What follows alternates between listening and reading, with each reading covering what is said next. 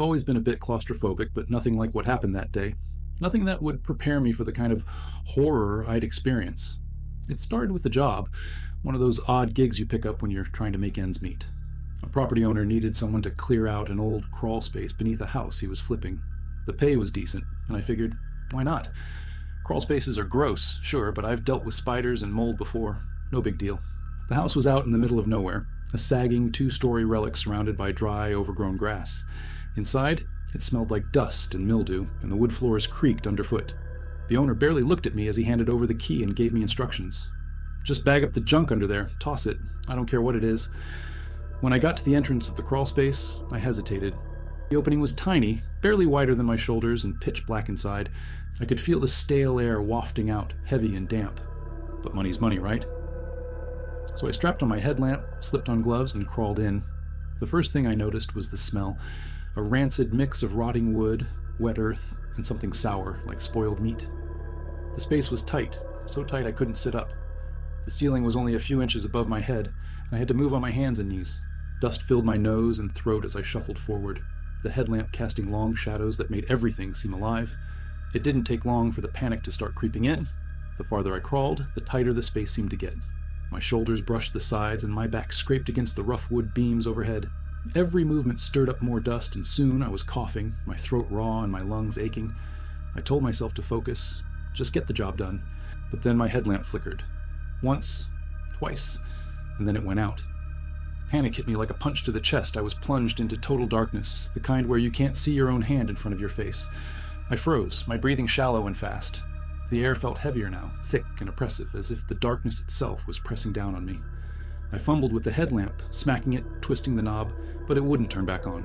I tried to back up, but my foot caught on something, maybe a piece of wood or an old pipe. I twisted awkwardly, and suddenly the space felt smaller. I realized I'd crawled into a narrower section without noticing. My chest was pressed against the dirt floor, and the ceiling was so low that I couldn't lift my head more than an inch. That's when I felt it. The walls. They were so close now that I couldn't even spread my elbows. The dirt on either side of me was cold and crumbly, but when I tried to dig my fingers into it, it felt solid, like it was packed tight. I couldn't breathe. My chest was heaving, but the air wouldn't come. I tried to move forward, but my shoulders were wedged. I tried to move back, but my hips wouldn't budge. I was stuck. Trapped. I don't know how long I stayed like that, completely immobilized, my face pressed into the dirt. Minutes? Hours? My mind was racing, every horrible possibility flashing through my head. What if the ceiling collapsed? What if the house settled, crushing me flat? What if no one came looking for me? I started screaming, but the sound was muffled, swallowed up by the dirt and the wood. My throat burned and my voice gave out, leaving me sobbing in silence. The tears ran down my face, mixing with the dirt, turning it into mud that smeared against my skin. At some point, I heard a noise above me, a creak, like footsteps on the floorboards. I tried to call out, but my voice was barely a whisper. The footsteps faded, and I was alone again. The air was so stale now that every breath felt like I was suffocating a little more. My fingers and toes started tingling, then went numb. My heart was hammering so hard I thought it might burst. My vision swam, even though there was nothing to see in the darkness. I was going to die down there. That thought hit me like a cold wave, washing over the panic and leaving me numb. I imagined my body rotting in that crawl space, buried under the dirt. I wondered how long it would take before someone found me, or if they ever would. But then, something shifted. It was small at first, just a tiny crack of light as my headlamp flickered back on. The dim beam illuminated the space around me, and I saw what had trapped me. An old wooden beam had collapsed behind me, pinning my legs. With every ounce of strength I had left, I started wriggling. The movement sent sharp pain shooting through my hips and knees, but I didn't care. I clawed at the dirt, inching forward, gasping for air that didn't seem to exist. Finally, after what felt like an eternity, I broke free, dragging myself backward until I reached the opening. When I emerged, the sunlight hit me like a hammer. I collapsed onto the grass, my body trembling, my lungs heaving in deep, desperate gulps of air. I was covered in dirt, my clothes torn, my skin raw and bleeding in places. I never went back to that house, didn't even collect the money. Sometimes, late at night, I still feel the walls closing in. I wake up gasping, clawing at the sheets, convinced I'm back in that crawl space. And I wonder, if my headlamp hadn't flickered back on, would I have ever made it out? Or would I have become just another forgotten part of that house, buried beneath the floorboards forever?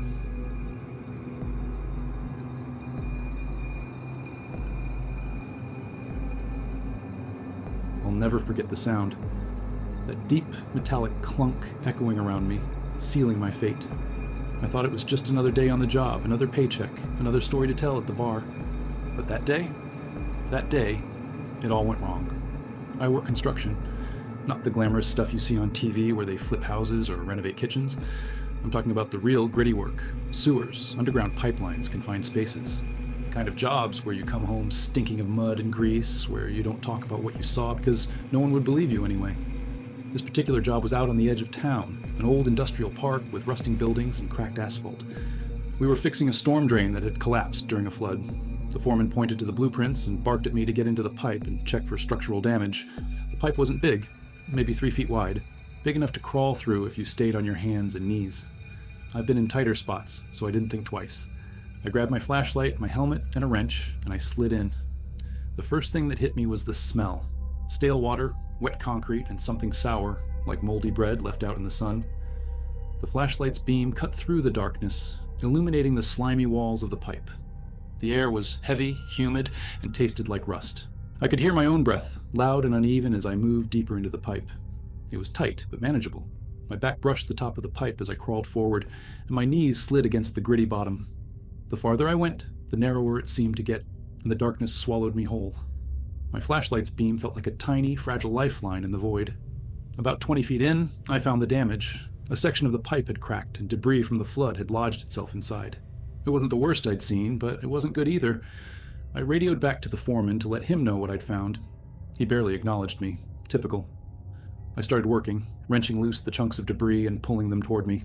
It was awkward, twisting my body in the cramped space, my elbows scraping against the slimy walls. Sweat trickled down my face, stinging my eyes. The air felt thicker now, harder to breathe. I tried not to think about it. And then it happened. A vibration, faint at first, then stronger. The pipe groaned like an old man getting out of bed, and the ground above me trembled. Before I could react, there was a deafening thud, and the world shifted. Something had collapsed above the pipe. I didn't know what. Maybe the ground, maybe machinery. But it didn't matter. The pipe caved in around me, and I was trapped. At first, I just froze. My brain couldn't process it. I tried to back up, but my shoulders slammed into the walls. The pipe had crumpled inward, pinning me in place. My legs were bent awkwardly behind me, my chest pressed against the cold, damp metal. I couldn't move. I couldn't breathe. The panic hit me like a freight train. My chest heaved, but the air wouldn't come. The space was so tight, so crushingly tight, that it felt like the walls were squeezing the life out of me. I screamed, but the sound was muffled, swallowed by the pipe. The flashlight slipped from my hand and rolled forward, its beam flickering as it settled in the mud. "Help!" I screamed into the radio, my voice cracking. "I'm trapped. I can't move." Static. Then the foreman's voice, distorted and distant. "What? Say again?" "I can't move," I yelled. The pipe collapsed. I'm stuck. More static. And then silence. The air inside the pipe was stifling now, thick and damp and reeking of rot. Every breath felt like I was inhaling wet cotton. My helmet pressed against the top of the pipe, and I tried to tilt my head, but there was no room. My arms were pinned at my sides, my hands useless. I couldn't even wipe the sweat dripping into my eyes. It felt like the pipe was shrinking, closing in around me. Time didn't make sense anymore. Seconds stretched into hours. My muscles burned from holding the same position, my knees numb from the pressure of the pipe's bottom. I could hear my heartbeat, loud and frantic, pounding in my ears. Every now and then, I'd hear something above me, a faint rumble, the sound of dirt shifting, but no voices, no rescue. I thought about my family, my mom, who always told me to be careful, my little sister who'd cried the last time I left for work. I thought about the things I'd never get to do, the places I'd never see, and then I thought about death, about what it would feel like to suffocate, to just stop. No, I wasn't going to die here, not like this. I forced myself to breathe, slow, shallow breaths. I had to conserve oxygen. I closed my eyes, trying to focus, trying to think. My body was trapped, but maybe I could wiggle, shift, create just enough space to free myself. It took everything I had, every ounce of strength, every bit of willpower. I twisted my shoulders, scraping against the jagged edges of the pipe. Pain shot through me, sharp and searing, but I didn't stop. I kicked my legs, digging my boots into the mud, pushing myself inch by inch, and then, blessedly, I felt something give. A tiny shift in the rubble. I wriggled harder, clawing at the walls with my fingers, ignoring the blood running down my arms. The pipe groaned again, and for a terrifying moment I thought it was going to collapse completely. But it didn't. And finally, after what felt like an eternity, I pulled myself free. I don't remember much after that. Just the sunlight, blinding and warm as I crawled out of the pipe, the foreman yelling, the paramedics swarming around me. They said I was lucky, that if I'd been trapped a few minutes longer, I might not have made it. Lucky? I don't feel lucky. Every time I close my eyes, I'm back in that pipe, the walls pressing in, the air running out. I hear the groan of the metal, feel the cold mud against my skin, and I know if I'd been just a little weaker, a little slower, I'd still be there.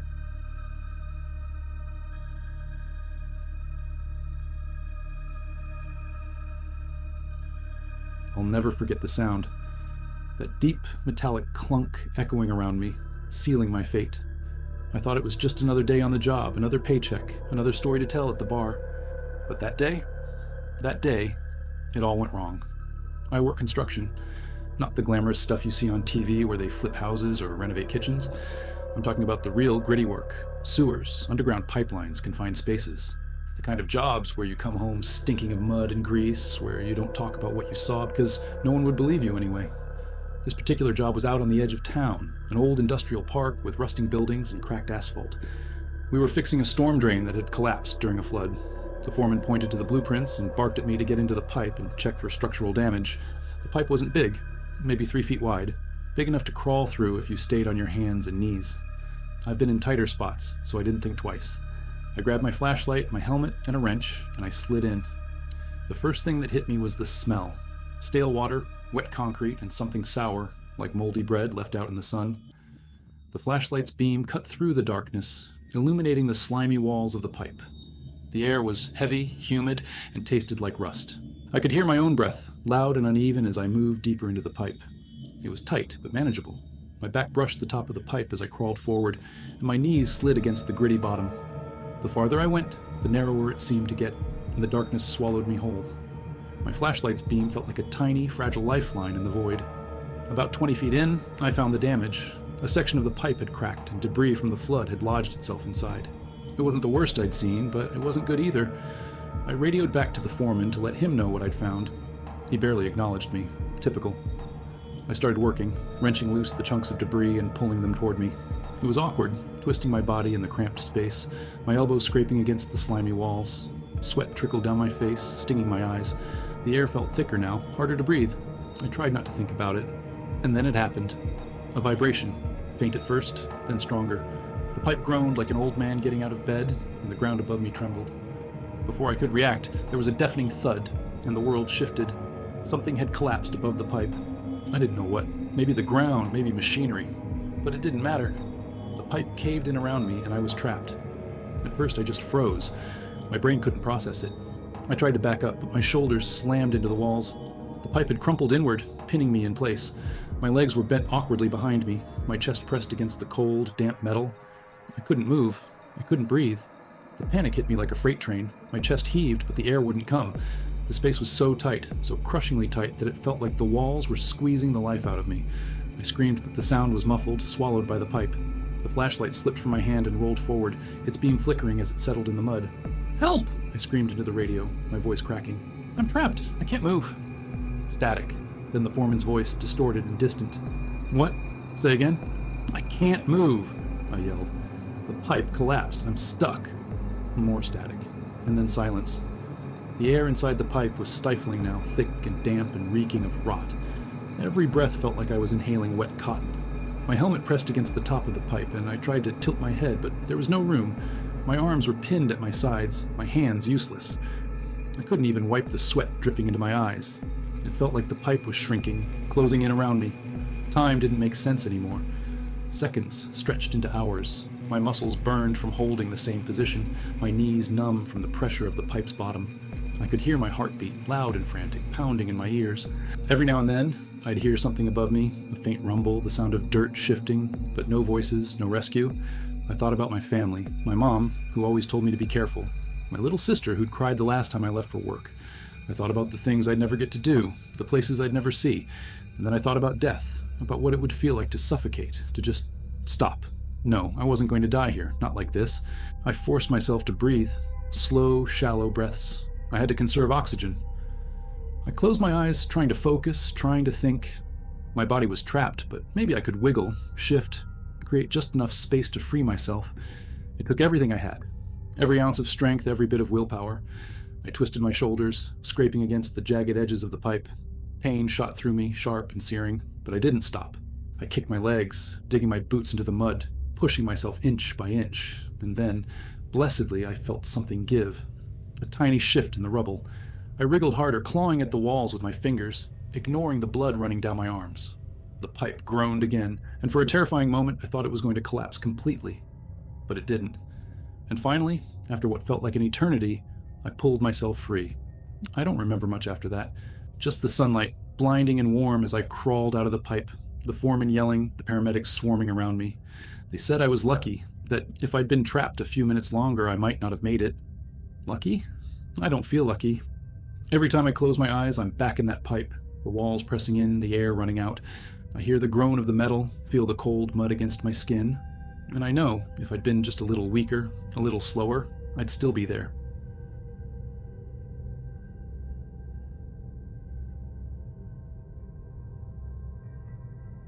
The house was a fixer-upper. That's what I told myself when I bought it. Sure, it needed a little work, but it had character. The kind of charm that you could see once you looked past the peeling paint and sagging porch. It was cheap too, which should have been my first red flag. Cheap houses always come with strings attached. I was in the crawl space the day it happened. The inspector had mentioned that the foundation needed some work, and I figured I'd take a look myself before hiring someone. It didn't seem like a big deal.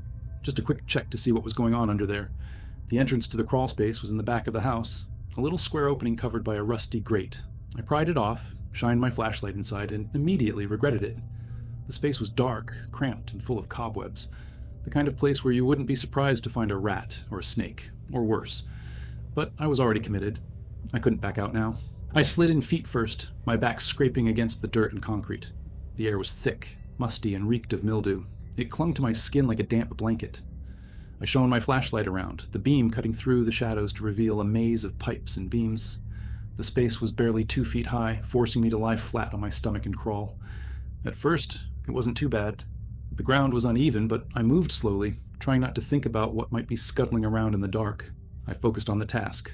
Just check the foundation, snap a few pictures, and get out. Easy, but the deeper I went, the tighter it got.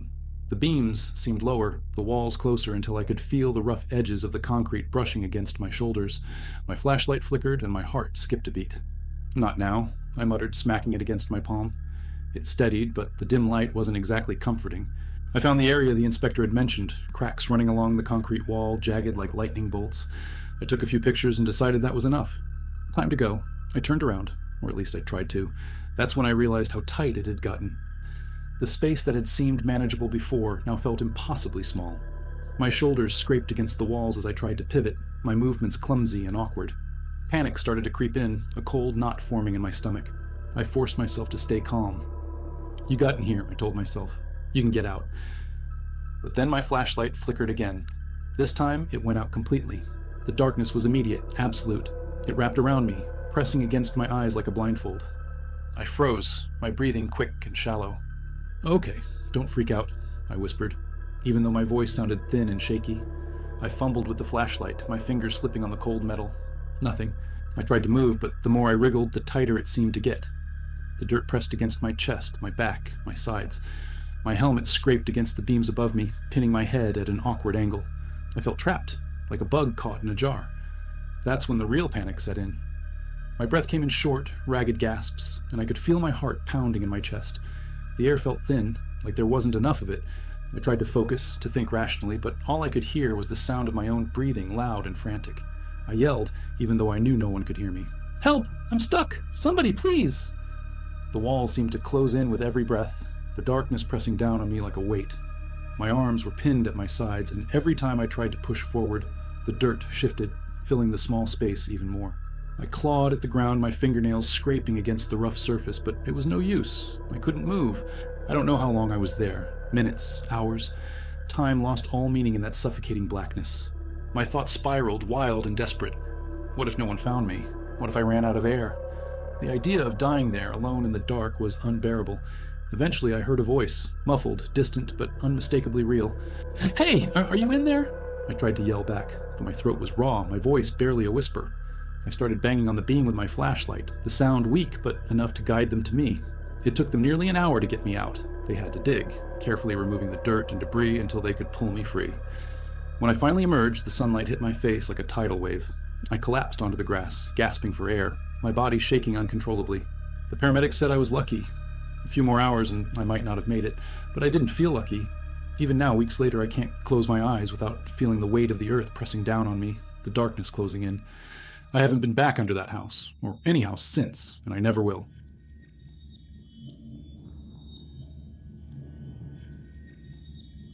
There's a certain kind of arrogance that comes with being young. You think you're invincible, like nothing bad can happen to you because, well, you're you. That's the mindset I had that summer in California, the summer that should have been about surfing, bonfires, and beer. Instead, it became the summer I almost died. It started as a stupid dare like most bad decisions do. We were at Pismo Beach, a group of us, me, Jake, Olivia, and Marcus, just killing time before sunset. Someone brought up sand tunneling. If you don't know, it's when you dig into the side of a sand dune to make a little tunnel or cave. It's something kids do, usually. Harmless, right? Except when it's not. Jake was the one who pushed me into it. Bet you can't make one deep enough to crawl into, he said, his smirk daring me more than his words. I knew it was a bad idea. Olivia even said, "Don't be stupid, Mason. That sand can collapse." But Jake laughed, Marcus laughed, and I didn't want to be the guy who backed out. I grabbed the little plastic shovel someone's kid had left behind and started digging. The sand was surprisingly easy to move. The more I dug, the more I convinced myself I could do it. It wasn't like it was concrete or anything. I could stop if it started to cave in. At least that's what I told myself. I kept going, deeper and deeper until I had to lie flat on my stomach to keep digging. The opening was wide enough to slide into, and I figured I'd hollow out the back a little more. I wasn't claustrophobic. I never had been, but being in that small space was unsettling. The walls of the tunnel felt close, even though I could still wiggle around. "Dude, that's sick," Jake called out. "Get in there, we'll take a picture." So I did. I crawled all the way inside, turning onto my back so I could face the opening. My knees brushed the ceiling and the rough sand rubbed against my arms. I gave them a thumbs up, grinning like an idiot. That's when it happened. There was no warning, no sound, no sense of movement. For 1 second I was laughing. The next, I couldn't see the sky anymore. The sand collapsed in on itself, filling the tunnel and slamming against my chest. At first, I didn't panic. I thought, this is fine, I can dig my way out. But when I tried to move, the sand pressed tighter against me. It was like being wrapped in a weighted blanket. Except the blanket was heavy enough to crush your ribs. I tried to scream, but the sand was everywhere. In my mouth, my nose, my ears. It was inescapable.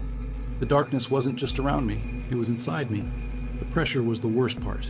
Every time I inhaled, it felt like the sand was closing in more, compressing my chest until my lungs could barely expand. I could hear my heartbeat pounding in my ears, each thud faster than the last. Outside, I could hear muffled voices, Jake yelling something, Olivia screaming my name. But it was like they were on the other side of a wall. I tried to shout, but all that came out was a weak croak. I clawed at the sand above me, trying to dig my way out. My fingers were useless, sliding through the grains like water. The more I moved, the deeper I sank. It was like quicksand. Every struggle just made it worse. My body started to burn, my muscles screaming for oxygen. My chest ached, my ribs straining against the unrelenting weight. The panic hit hard then, like a tidal wave. This is it, I thought. This is how I die. I wanted to cry, but there wasn't even room for that. My tears mixed with the sand, turning it into a gritty paste that smeared across my face. I couldn't move, I couldn't see, I couldn't breathe. The worst part was the sound, or the lack of it. The world outside seemed so distant, like it wasn't real anymore. All I could hear was my heartbeat, slowing now, and the faint rasp of my own labored breathing. Seconds stretched into what felt like hours. My mind went to dark places. I thought about my mom, who'd warned me to be careful when I left for the summer. I thought about Olivia, who'd told me not to do this. I thought about how stupid it all was, how avoidable. Then, just as I was about to give up, I felt it. A hand. Someone was digging. I couldn't see them, couldn't hear them clearly, but I felt the sand shifting, the weight lifting off my chest. Air. Sweet, glorious air. They pulled me out inch by inch, dragging me into the light. When I finally emerged, I collapsed onto the ground, coughing up sand and gasping for breath. My body was trembling, my skin caked with dirt, but I was alive. Olivia was crying, Jake looked pale, and Marcus was the one who dug me out. He said later that they'd almost called it quits, thinking it was too late. That night, I lay in bed, staring at the ceiling. Every time I closed my eyes, I felt the sand again, pressing down on me, suffocating me. I couldn't sleep. I don't go near sand anymore.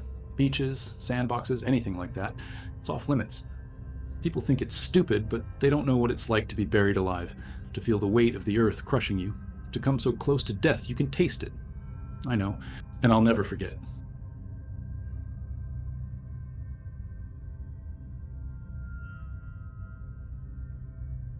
I don't tell this story often. It's the kind of memory you shove into the back of your mind and pretend it didn't happen. But sometimes, late at night, I can still feel the weight pressing down on me, stealing my breath.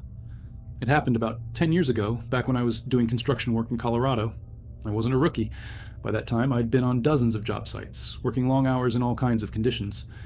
I was one of those guys who thought safety protocols were suggestions, not rules. Looking back, that arrogance almost got me killed. The site was a residential project on the edge of Boulder, a big fancy house with a basement that needed waterproofing. My team was tasked with installing drain tiles along the foundation, which meant digging a trench about 6 feet deep around the perimeter. The soil was loose and dry, perfect for cave-ins, but we didn't think much of it. We should have used shoring. You know, those metal or wood panels that hold the sides of a trench in place? But the foreman was in a hurry, cutting corners to save time and money. I didn't argue. I just grabbed my shovel and climbed in. The trench was narrow, barely wide enough for me to turn around. The walls loomed on either side, dusty brown with bits of rock sticking out. The air was hot and heavy, and every time I took a breath, I felt like I was inhaling dirt. I'd been down there for maybe 20 minutes when it happened. There was this deep, groaning sound, like the earth itself was sighing. Before I could even look up, the wall to my left gave way. A cascade of dirt and rocks slammed into me, knocking me to my knees. It was fast, so fast. 1 second I was standing. The next, I was buried up to my chest. My arms were pinned at my sides, and my legs were completely immobilized. The weight was unbelievable, like someone had dropped a car on me. At first I tried to stay calm. I thought, okay, they'll dig me out. No big deal. I shouted for help, and I could hear the guys above scrambling, their voices muffled through the dirt. But then I felt it. The wall behind me started to crumble. I had maybe 2 seconds to realize what was about to happen before the rest of the trench collapsed. The dirt poured over my head, filling my mouth, my nose, my eyes. It was like being hit by a wave, except this wave didn't retreat. It just pressed down, heavier and heavier, crushing me. My first instinct was to fight. I thrashed as much as I could, which wasn't much. The more I moved, the tighter the earth seemed to grip me.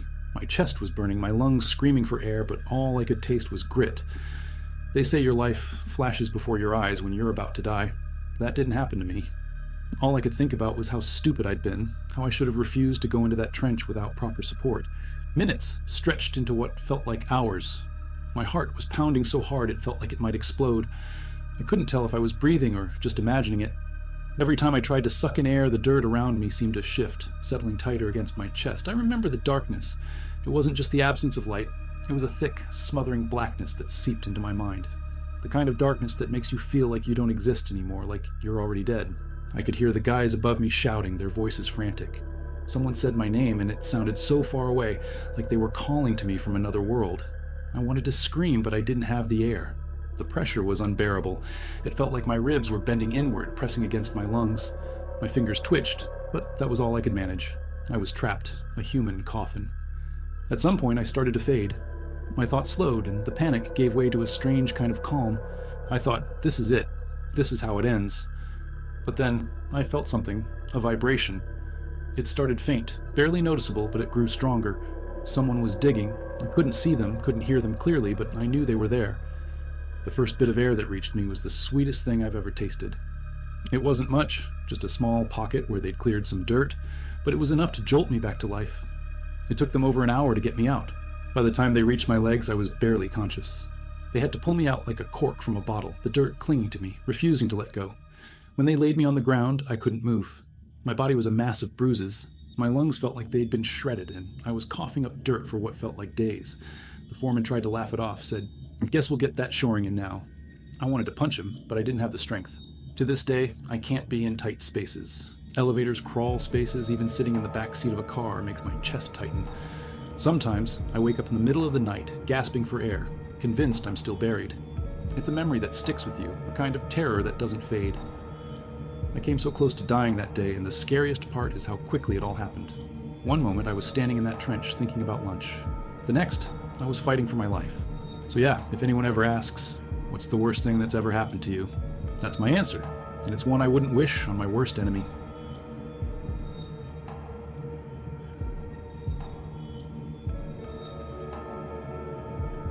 It was supposed to be an easy job. Isn't that how these things always start? Quick cash, no questions asked. My buddy Dave had called me up, said his aunt's rental property had some plumbing issue in the crawl space, and the repair guy was charging an arm and a leg just to look at it. Dave knew I'd done a bit of everything. Handyman work, small-time construction. You can knock it out in an afternoon, he'd said. The house was one of those old ranch styles, built in the 50s. Low ceilings, creaky floors, the smell of stale carpet hanging in the air. His aunt wasn't there, so it was just me and Dave. We went around the back to the access hatch for the crawl space. It was small, barely big enough for me to squeeze through, but I didn't think much of it. I'd been in tight spots before. Problem with a busted pipe near the far end, under the kitchen. Dave handed me a flashlight, a wrench, and a roll of duct tape. Just patch it up for now, he said. We'll get a plumber in later for the real fix. The opening was a rectangle of blackness, and as soon as I stuck my head inside, I caught the smell. Damp earth mixed with mildew. It wasn't pleasant, but it wasn't the worst I'd smelled either. I slid in on my stomach, dragging my tools with me. The first thing I noticed was how low the clearance was, maybe 2 feet, tops. I had to keep my head turned sideways just to avoid scraping my nose on the beams above. The ground was packed dirt, dry but uneven, with little rocks that dug into my elbows and knees. I shuffled forward inch by inch, my flashlight casting long shadows on the underside of the house. It was hot down there, the kind of heat that sticks to your skin and makes you feel like you're breathing through a wet rag. Every breath stirred up a faint cloud of dust, and after just a few minutes, my throat was raw, my mouth gritty. I kept going. The pipe wasn't far. I could see the faint gleam of metal up ahead. I was just about to reach it when my foot got stuck. At first I thought it was just caught on a root or something. I tugged, but it didn't budge. Twisting around was nearly impossible in that confined space, so I tried to pull my leg free with just brute force. That's when I felt it, the dirt shifting beneath me. It was subtle, like the ground was settling, but it sent a chill through me. I'd heard stories about people getting trapped in places like this, the earth collapsing around them. I told myself to stay calm, that it was just my imagination. But then it happened again. The dirt under my stomach gave a soft groan, and suddenly my whole body sank an inch. My flashlight flickered as I panicked, clawing at the ground to try and push myself up. The more I moved, the more the dirt seemed to shift, like it was alive, pulling me down. "Dave!" I yelled, my voice cracking. "Something's wrong!" I heard his muffled response from outside, but I couldn't make out the words. The walls of the crawl space felt like they were closing in, the beams overhead pressing down on me. My chest was heaving, but the air was thick, stifling, like I was breathing through a straw. I managed to wriggle my foot free, but now the ground beneath me was collapsing faster. Dirt wasn't just shifting, it was swallowing me. My arms were pinned at my sides, and I could feel the weight of the earth pressing against my ribs, squeezing the air out of my lungs. "Dave! Help!" I screamed again, but this time I couldn't hear him. The flashlight slipped out of my hand and rolled ahead, its beam casting eerie shadows on the beams above. I was plunged into near darkness, the only sound my ragged breathing and the faint, terrifying creak of the house above me. I tried to move, to push myself back the way I came, but every motion made the dirt settle tighter around me.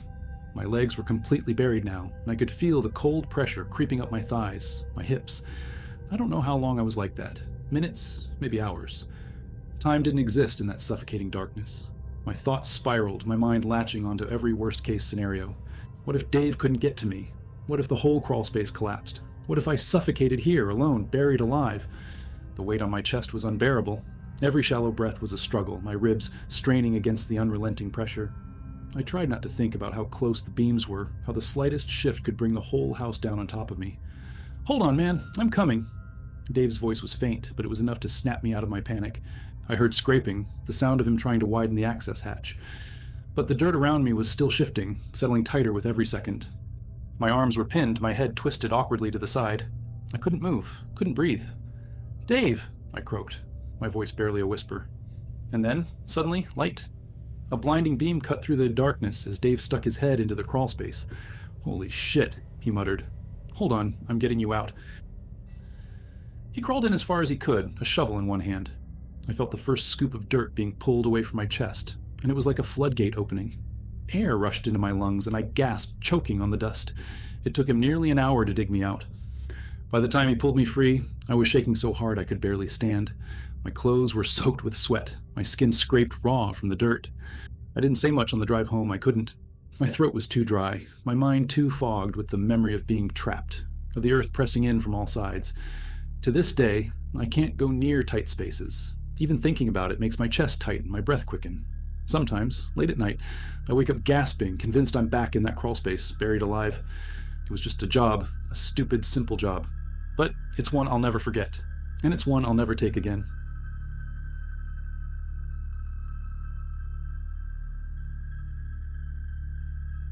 It started as a normal Saturday. My wife and I were renovating the basement of our old house. We'd been tackling it bit by bit, clearing out decades of junk left behind by the previous owners. The plan that day was to tear down the old shelving units and patch up the walls. Simple enough. The basement had always given me a weird vibe. Not spooky, just claustrophobic. Low ceilings, narrow aisles between the clutter, and walls that seemed to creep inward. But it was manageable, until it wasn't. We'd been working for hours, hauling out moldy boxes and rusted tools. By mid-afternoon, we'd cleared enough space to move onto the shelves. They were ancient, made of wood that had warped and rotted over the years. The boards sagged under the weight of forgotten junk. I grabbed a crowbar and started prying one loose. "Be careful," my wife warned from the top of the stairs. I waved her off. "I've got it. Just a few more and this'll come down." But as the words left my mouth, I heard it. A deep groan from the wall behind the shelf, like the house itself was protesting. Before I could react, the entire unit tilted forward, and in a split second the wall caved in. The noise was deafening. A cascade of dirt, bricks, and debris rained down on me. I felt something heavy slam into my back, forcing me to the ground. Then, darkness. At first, I couldn't understand what had happened. My flashlight had fallen somewhere in the chaos, leaving me in pitch black. I tried to move, but I couldn't. My chest was pinned under a massive beam, and dirt was pouring in from above, settling around my arms and legs. I screamed for my wife, but the sound barely made it out of my throat. The weight of the rubble pressed against my ribs, making it nearly impossible to draw a full breath. Every inhale was shallow, labored, like sucking air through a coffee straw. I could hear her faint voice calling my name, panic laced in every syllable. But she sounded so far away, muffled by the layers of debris between us. "Hold on," she yelled. "I'm calling for help." Help. How long would that take? An hour? 2? I wasn't sure I had that kind of time. The heat hit me first. The kind of stifling, suffocating heat that makes your skin crawl. Every inch of my body was coated in dirt, and sweat was dripping into my eyes, stinging like acid. The air was thick, stale, and tasted like rust. My mouth was dry, and when I tried to swallow it felt like sandpaper scraping against my throat. I shifted, trying to ease the pressure on my chest, but the rubble shifted with me. The dirt settled tighter, like a noose around my torso. Panic set in, the kind that claws at your brain and screams at you to move, even when you physically can't. My heart was hammering against my ribs, each beat echoing in my ears. I told myself to stay calm, to conserve my energy, but my body didn't listen.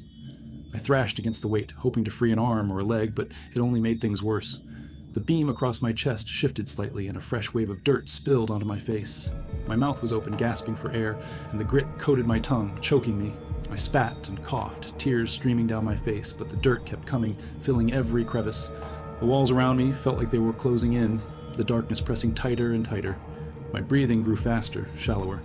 I could hear my wife yelling, but her voice was fading, drowned out by the pounding of my own heartbeat. I don't know how long I was trapped like that. Minutes felt like hours. Time lost all meaning in that suffocating darkness. My mind started to spiral, imagining the worst. What if no one came? What if this was it? My tomb, a forgotten corner of an old basement? I thought about my wife, her face the last thing I'd ever see. About my kids who were at their grandma's for the weekend. Would they even remember me? Then through the haze of panic I heard it, a faint scraping sound. "Hold on," my wife shouted again, louder this time. "They're here!" A glimmer of hope sparked in me, but it was quickly snuffed out by the reality of my situation. How would they even get to me? The weight on my chest felt like a truck had parked on me, and I could barely move my arms. The scraping grew louder, closer. I felt the vibrations of something heavy being lifted off the rubble. My lungs burned with every shallow breath, and I could feel my consciousness slipping. "Stay with me," someone shouted, a man's voice this time. I wanted to respond, to let them know I was still alive, but I couldn't. My throat was too dry, my voice too weak. Light pierced the darkness, and for a moment I thought I was hallucinating. But then I felt hands on me, digging away the dirt, lifting the beam off my chest. When they finally pulled me free, the rush of air to my lungs was almost too much. I gasped and coughed, my whole body trembling. My wife was there, her face streaked with tears and dirt. She grabbed my hand and wouldn't let go. The paramedic said I was lucky. A few more minutes under that weight, and I might not have made it. My ribs were bruised, my lungs scraped raw from inhaling dirt, but I was alive. I haven't set foot in that basement since. Sometimes, late at night, I wake up in a cold sweat, the phantom weight of that beam pressing down on my chest. The memory of that suffocating darkness is burned into my mind, a constant reminder of how fragile life can be, and I'll never forget the taste of dirt.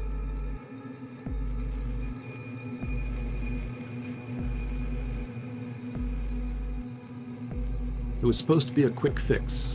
My wife had been complaining about a smell coming from the crawl space under the house for a few weeks. I ignored it at first, figured it was probably a dead rat or some damp insulation, but the smell got worse, thick and sour, like rotting meat, and she finally gave me an ultimatum. You deal with it, or I'm calling someone who will. That was how I found myself on my stomach, wedged into the dark, narrow crawl space beneath our home on a hot Saturday afternoon. The entrance was a small, square hatch in the side of the foundation, just big enough for me to slide through if I sucked in my gut. The air inside hit me immediately, damp, stale, and reeking of mold and decay. The light from my headlamp bounced off cobwebs and dirt, making shadows dance along the walls. I told myself it was fine. I'd find the source of the smell, bag it up, and be out in 10 minutes. The crawl space was low, barely 2 feet high, so I had to army crawl on my stomach. My shoulders scraped against the walls, and every movement kicked up clouds of dust. I could feel it settling in my nose and my throat. The further in I went, the tighter the space seemed to get. I spotted the problem about 15 feet in, a dead possum wedged into a corner, its bloated body swarming with flies. The sight turned my stomach, but I'd expected something like this. I pulled a trash bag from my back pocket and shuffled closer, trying not to gag as the smell hit me full force. That's when I felt it, the first little shift. At first, I thought it was my imagination, a trick of the shadows or my own nerves playing games, but then I heard it, a low groan followed by a faint rumble above me. Stay calm, I whispered to myself. The house isn't going anywhere. But then the groaning turned into a crack. Before I could react, the dirt ceiling above me collapsed, sending chunks of wood, soil, and debris crashing down onto my back. I screamed, but the sound was swallowed by the sudden weight pressing down on me. Dirt poured into my face, into my mouth, choking me. My headlamp flickered, and then it went out completely, plunging me into absolute darkness. I tried to move to shift the debris off me, but it was no use. My legs were pinned, my arms trapped at awkward angles by the collapsing dirt. The more I struggled, the tighter everything seemed to get, like the earth itself was closing in around me. I forced myself to stop moving, to breathe, but even that was a challenge. The air was thick, gritty, and smelled like rot and damp earth. Every inhale felt like I was dragging in wet cotton, and every exhale came out as a shaky gasp. "Jess!" I screamed, or at least I tried to.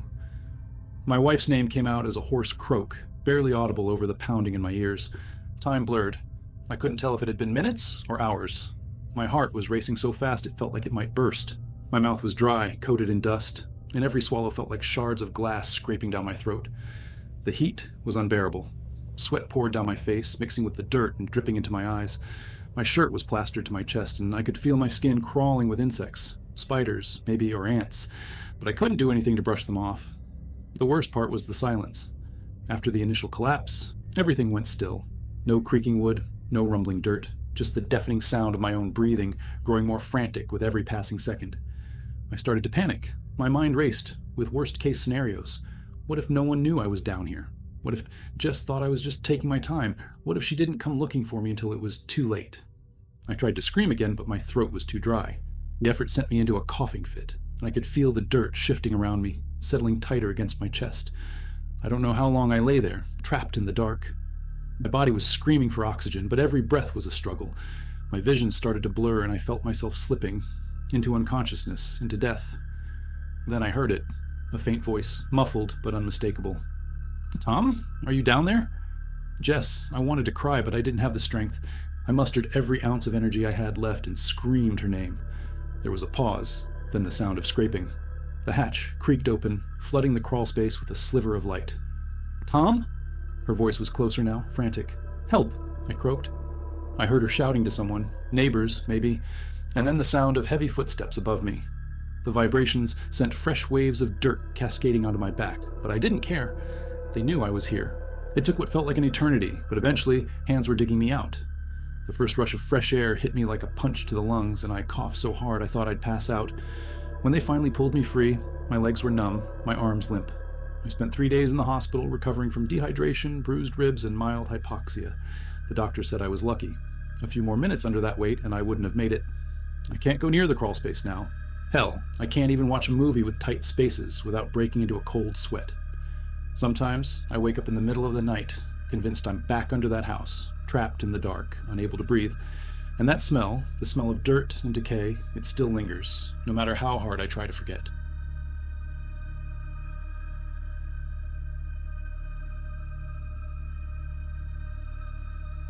I never considered myself claustrophobic.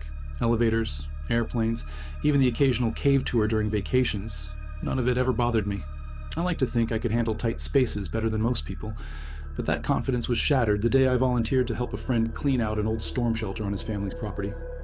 It was a crisp autumn morning when I arrived at Jake's place, a sprawling lot dotted with rusting machinery and outbuildings in varying states of decay.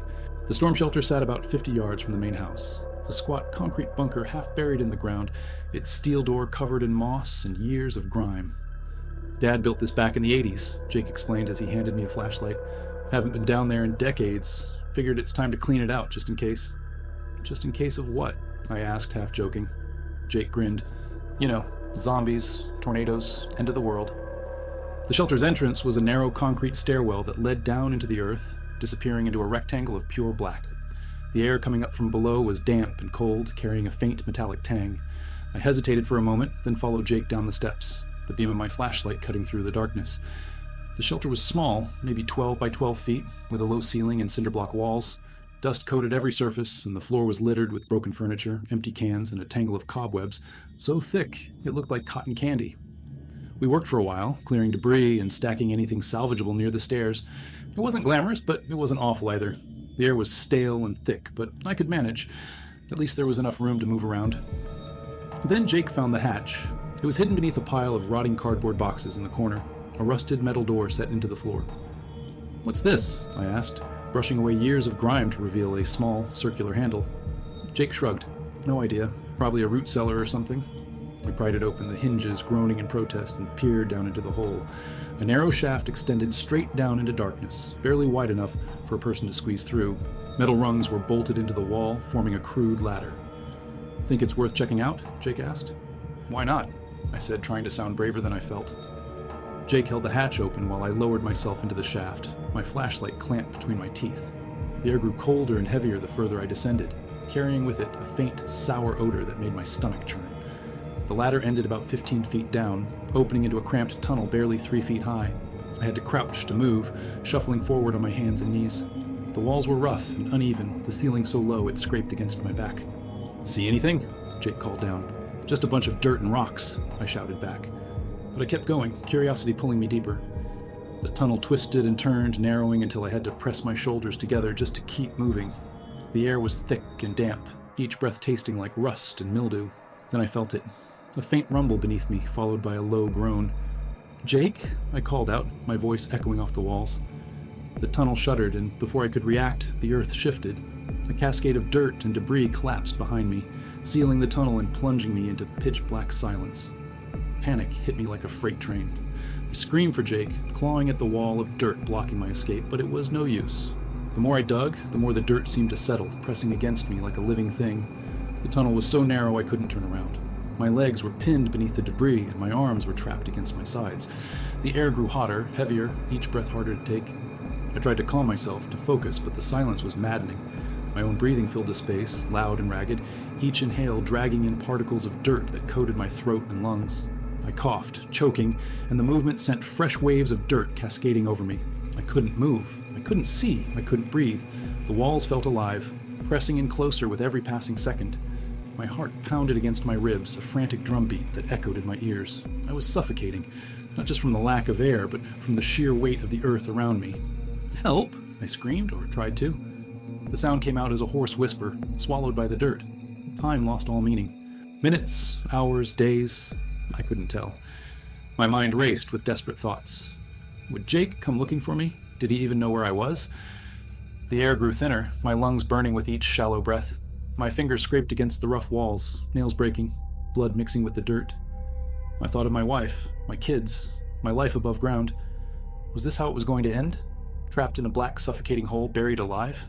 Then, faintly, I heard it. A voice. "Tom? Are you down there?" "Jake." I screamed again, pounding against the dirt with the last of my strength. It took hours, an eternity, for them to dig me out. By the time they reached me, I was barely conscious, my body limp and my lungs screaming for air. I spent 2 weeks in the hospital recovering from dehydration, hypoxia, and a broken rib. The doctor said I was lucky to be alive, but I wasn't the same. I couldn't handle tight spaces anymore. Elevators, tunnels, even my own car felt like they were closing in on me. And at night, when the house is quiet and the world feels still, I can hear it. The groan of shifting earth, the scrape of dirt against my skin, and I remember what it felt like to be buried alive.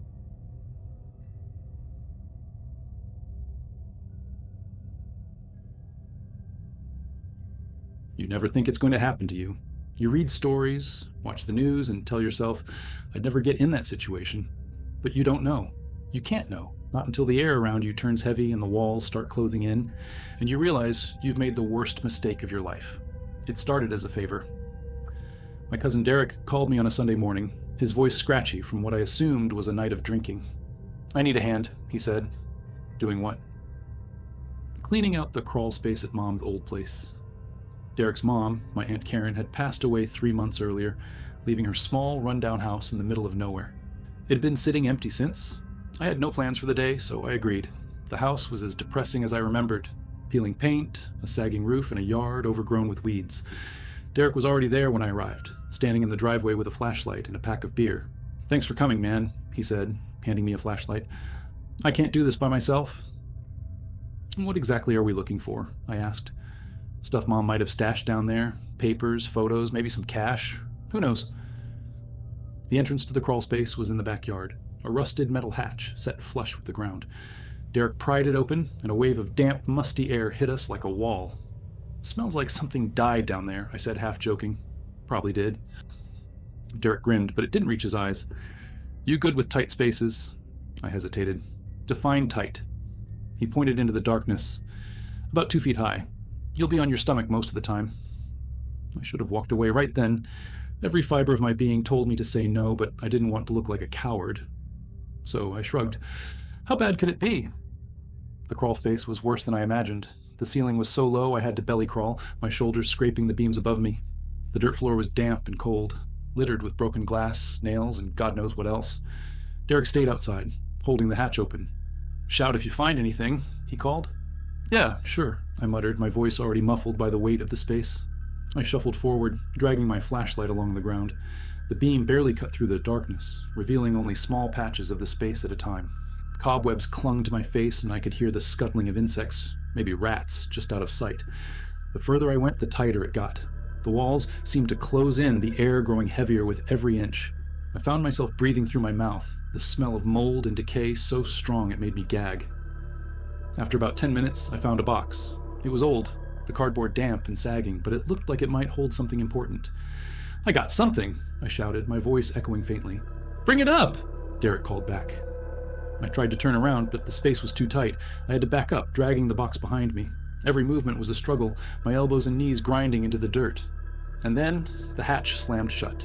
The sound was so sudden, so final, that for a second I thought I'd imagined it. Derek? I called, my voice trembling. No answer. Derek! Still nothing.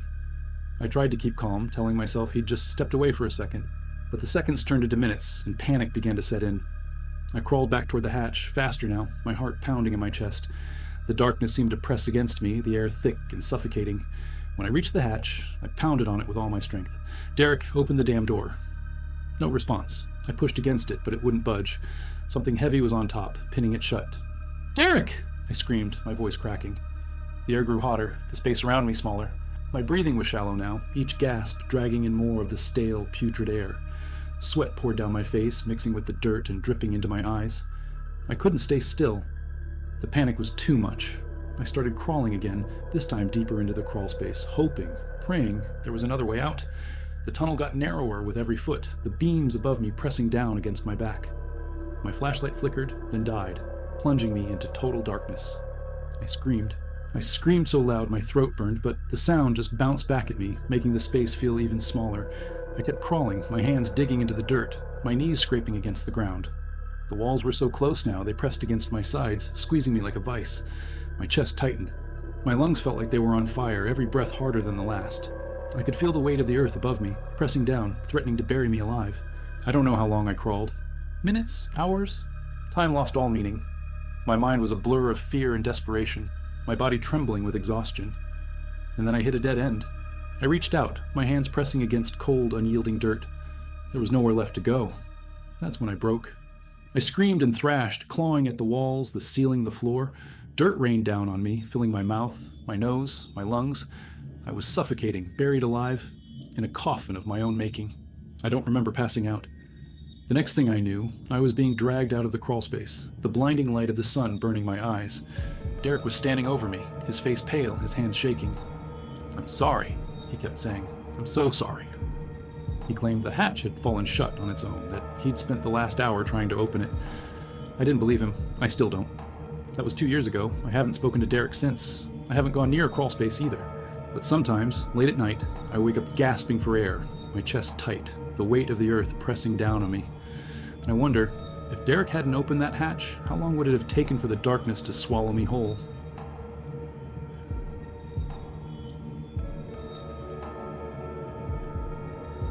It wasn't supposed to happen that way.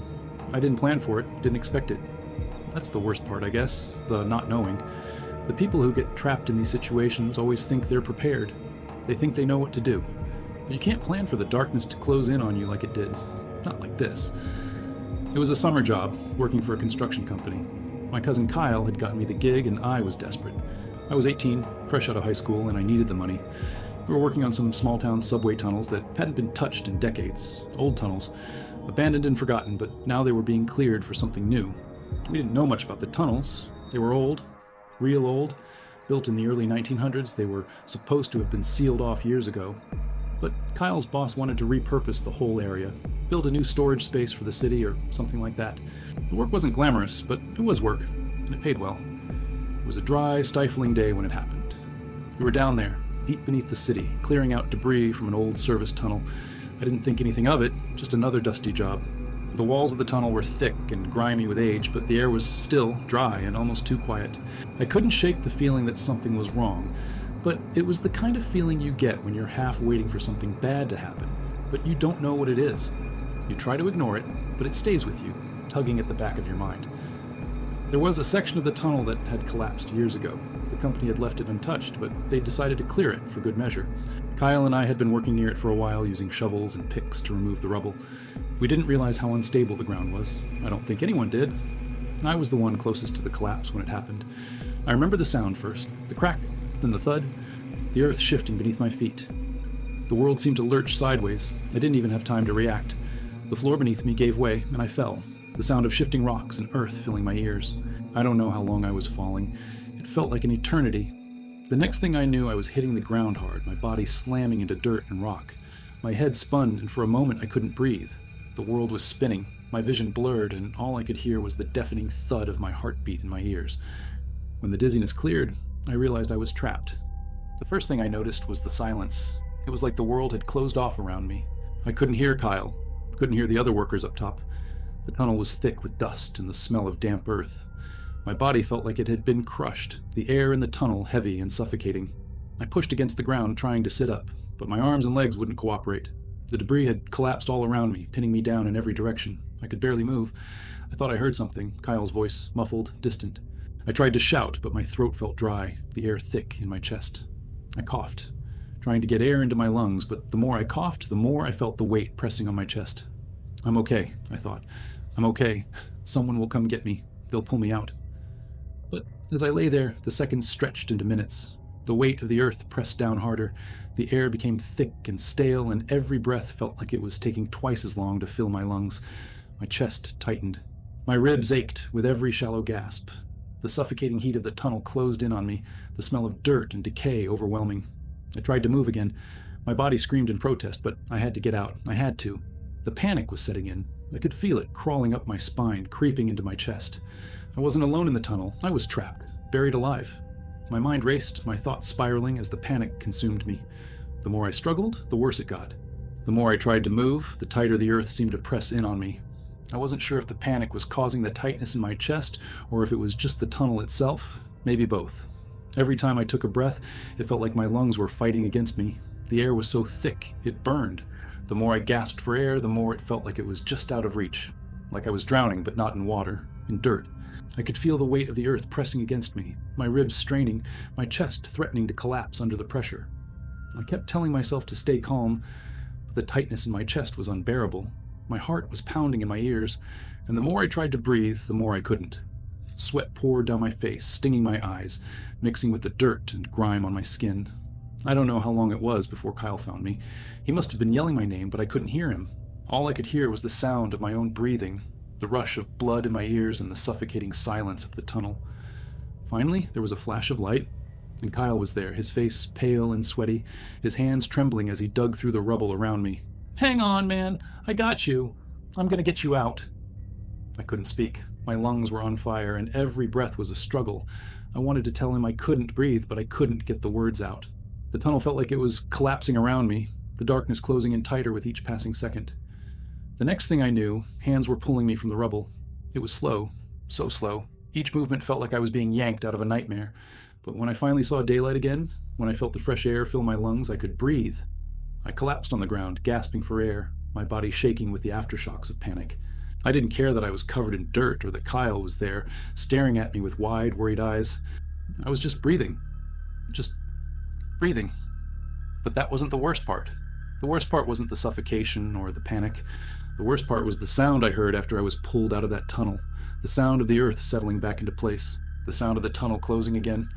I never went back down there. I don't even think I ever will.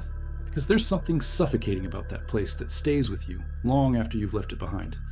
Something that, no matter how much you try to forget it, never really lets you go.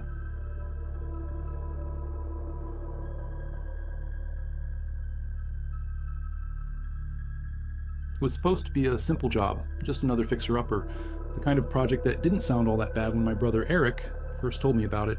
It wasn't a mansion or a new construction. It was just an old house on the outskirts of town. Nothing fancy. The price was good and the house had potential. The job was simple. Get the place ready to sell. A little cleaning, a few repairs, some fresh paint. Easy. But I didn't know what it would cost me or how it would end. Eric and I had been working together for months now. We'd grown up fixing houses, learning from our father, and there was nothing we couldn't do.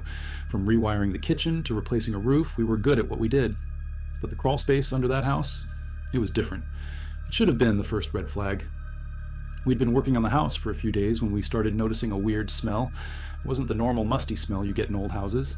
It was something fouler, more putrid. Eric chalked it up to old pipes or rodent infestation. He had a solution, of course. Crawl under the house, see if the pipes needed replacing.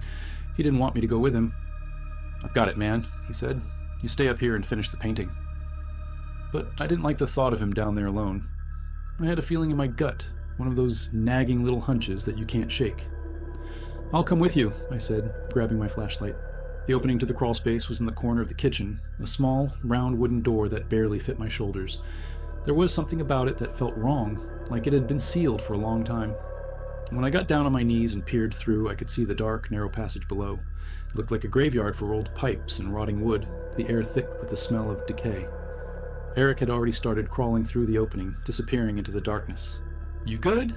I called down to him, but my voice seemed swallowed by the space, lost in the silence. "Yeah, all good," he yelled back. I followed him, though I regretted it immediately. The smell hit me harder once I was down there. It wasn't just the damp, stale air, it was rancid. Like something had died down there years ago and no one had bothered to clean it up. The space was tight, the floor uneven and covered with dirt and dust. I had to crouch low, my back hunched and my knees digging into the earth, feeling the weight of the dirt on top of me.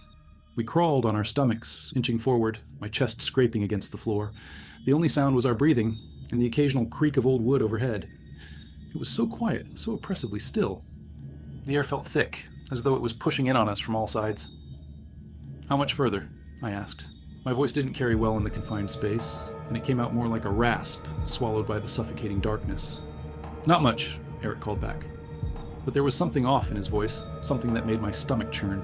He sounded uneasy, and I'd never heard my brother sound like that before. I tried to shake the feeling, but it didn't go away. I reached forward, crawling over a pile of debris, when I felt something wet on the floor beneath me. My hand brushed against it, and I froze. It was cold and slick. I jerked my hand back, but I could feel the dampness spreading on my skin. "Eric," I whispered, my voice trembling slightly. "What the hell is that?" I couldn't see anything in front of me, but I could hear Eric's movements stop. He was silent for a moment, then, I don't know. We kept crawling. Every time I moved, the space seemed to get tighter, the air thicker. It was as if the tunnel was shrinking around us. My chest felt heavy, like it was being pressed down by 1,000 pounds of earth. I couldn't catch my breath. My heart started to pound faster, but the air was too thin for me to get enough into my lungs. I gasped, trying to fill my lungs, but it only made the pressure worse. I heard a sudden thud behind me, then a low, muffled sound like something shifting in the earth. "Eric?" My voice was barely a whisper now, but it felt like it echoed around me. "Eric?" No answer, just silence. Then, the sound of movement, slow, deliberate. I couldn't see anything, but I could feel the weight of it, the heaviness in the air pressing against me, squeezing the air out of my chest. I tried to turn around, to go back, but the space was too narrow. I couldn't move. My arms and legs felt pinned, the dirt around me shifting like it was alive, like the earth itself was reaching for me, pulling me deeper into the ground. I felt the sweat on my brow, the stifling heat of the tunnel mixing with the fear. My throat closed up and the panic crept in, sharp and biting. I tried again to crawl, but my movements were sluggish now, my body moving in slow motion, as though the crawl space was dragging me down. My mind screamed at me to move faster, to get out, but my body refused to cooperate. The darkness was closing in, suffocating me. The walls of the tunnel pressed in on me like a vice, and the air grew so thick it felt like I was drowning in it. The smell was unbearable now. It wasn't just the decay, it was something worse, something rotten, something alive down there, trapped with us in the dark. I was almost there, so close to the exit when the ground beneath me gave way. My hands dug into the dirt, trying to brace myself, but there was nothing to grab, nothing solid to hold onto. I tumbled forward, crashing into something soft and warm, and I realized, too late, that I was falling. The air rushed from my lungs as I dropped. The tunnel above me opened up into a larger space, and I slammed into the floor, the impact leaving me breathless. My vision blurred, the world spinning, and I gasped for air, but there was none to be had. The ground around me was soft, wet. I couldn't breathe. I tried to scream, but my throat was so dry I couldn't make a sound. And then, nothing. When I woke up, I was on my back, the weight of the tunnel still pressing down on me. My body ached from the fall, but I couldn't focus on the pain. My chest was tight, my breathing shallow, as though I was drowning in the very air around me. I tried to move, but it was impossible. The walls were too close. I felt like I was being smothered. I couldn't see anything. Just the darkness, thick and suffocating, pressing in on me from all sides. "Eric?" I gasped, but the sound was barely audible. My voice was lost in the oppressive silence. I could hear my brother's voice, faintly, calling my name from somewhere deeper in the tunnel. But I couldn't answer. My chest felt as if it was going to collapse in on itself. I was stuck, trapped. And then, I realized the worst part. The crawl space had swallowed me whole. I was never going to make it out. I wasn't sure how long I stayed there, gasping for air, struggling against the weight of the earth. It felt like hours. Or maybe it was just minutes. Time didn't matter anymore. It was just me and the suffocating darkness, the unbearable pressure, the slow realization that I might die down there, trapped in that tight, suffocating space. And that was the real terror. The knowledge that no one would ever find me. The knowledge that I was trapped, alone, in a place that had become a tomb.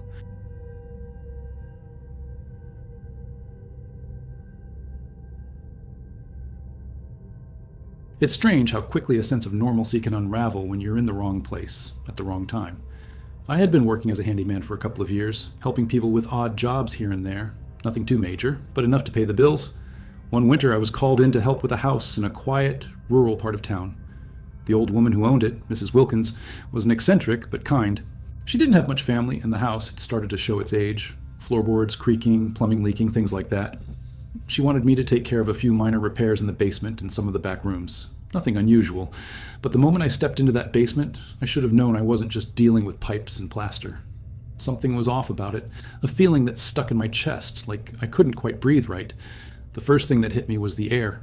It smelled damp, yes, but also something sweeter, almost rotten. The basement was cramped and low-ceilinged, the kind where you had to stoop to move around, and the walls were close, closer than they should have been, if that makes sense. The space felt smothering, and the low hum of an old furnace in the corner only made the air thicker. I didn't want to go in, but Mrs. Wilkins was insistent. "Just get it done, young man, and you can go," she said, smiling thinly. "I'll be upstairs. Just call out if you need anything." She didn't seem to notice the way the air felt, or if she did, she didn't care. The basement door clicked shut behind me, and the light from the bulb above flickered, casting the entire room into an uneasy glow. The low hum of the furnace was louder now, its rhythmic thrum reverberating through the floorboards above me. It felt like being in the bowels of a living thing, thick, pulsing, alive. My footsteps echoed unnervingly in the narrow space. I bent down, starting my work by checking some old pipes in the far corner.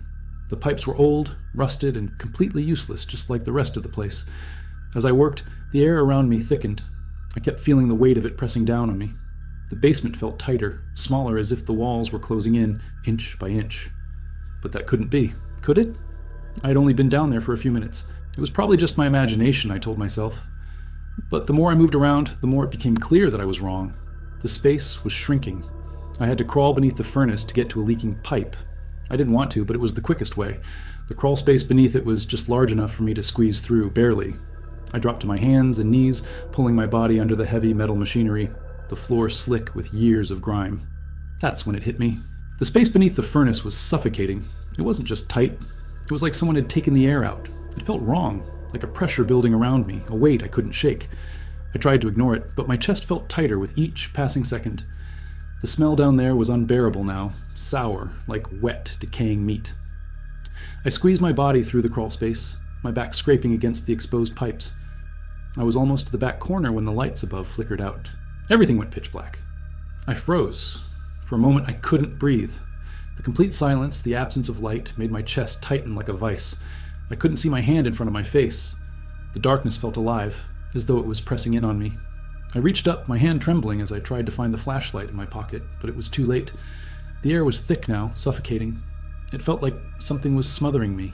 Slowly, inch by inch. I tried to call out, but the words stuck in my throat, heavy, like I couldn't get enough air in. Panic gripped me like ice. My body fought against the feeling, but it was as if my lungs couldn't expand. The pressure was unbearable, like as something invisible was crushing me from all sides. I slammed my fists against the cold ground, desperate for any sort of release, but nothing happened. The hum of the furnace had stopped, leaving an eerie silence in its wake. The basement felt utterly still, but then, as I was fighting for breath, I heard it. A faint noise, a scraping sound coming from the far corner. It wasn't much, but it was enough to stop me dead in my tracks. I couldn't see anything, but I could feel it. Something was moving. I crawled blindly, my hands pushing against the floor in a desperate attempt to find my way out, but every movement seemed to make the space smaller. My body ached, my ribs pressing painfully against the cramped walls. Sweat dripped down my face, stinging my eyes. My breath came in shallow gasps, but it wasn't enough. There wasn't enough air in the basement. The darkness was suffocating me.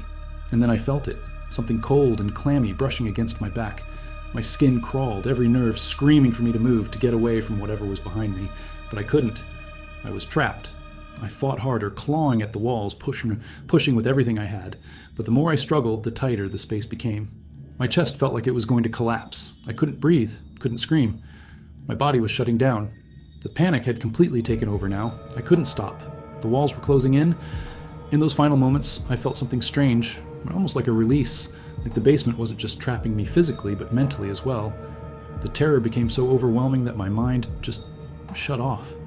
It was like the body could no longer cope with what it was feeling, so it simply disconnected. When I woke up, I was lying on the cold concrete floor. The lights had returned. My heart was hammering in my chest, and the air didn't seem so thick anymore. The smell, too, had lessened, though it still clung to the walls. I don't remember much after that. I don't remember leaving the basement, or Mrs. Wilkins' voice calling down to me. All I know is that I crawled out of there, gasping for breath, my body shaking uncontrollably. I don't think I've ever been so grateful for fresh air in my life. I never went back to that house, and I never will. Sometimes, even now, when I'm in a confined space, when I'm stuck in a crawl space or a tight room, I can still feel that pressure, that weight of the air pushing down on me, making it hard to breathe. It's like it follows me, wherever I go. And I know that if I ever find myself back in a place like that, if I ever crawl into a dark, suffocating hole again, I might not make it out. And that's the real horror, being trapped with no way out and no one to hear you scream.